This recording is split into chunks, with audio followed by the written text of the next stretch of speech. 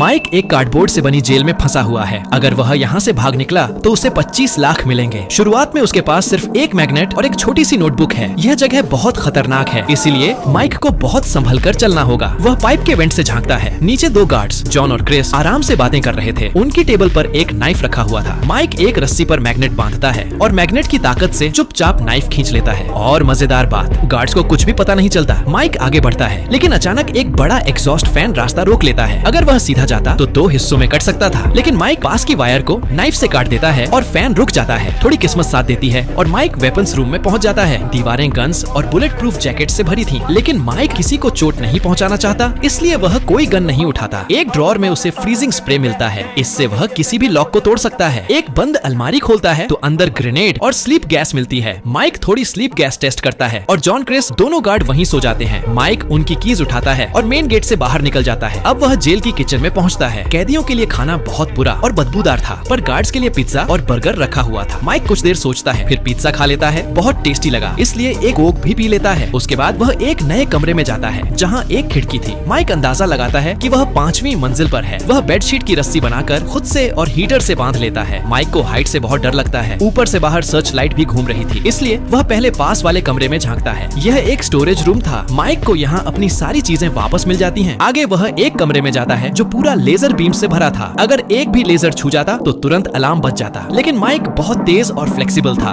और बिना गलती किए कमरे को पार कर लेता है। बाहर एक एलिवेटर था। माइक सीधे फर्स्ट फ्लोर पहुंच जाता है। यहाँ उसे एक टैंक खड़ा मिलता है और पास में टैंक शेल्स रखे होते हैं। माइक टैंक में बैठता है और दीवार पर एक जोरदार गोला दागता है। दीवार टूट जाती है और वह आखिरकार कार्डबोर्ड जेल से बाहर निकल जाता है। तो आपको ये काम कैसा लगा? इजी या बहुत हार्ड?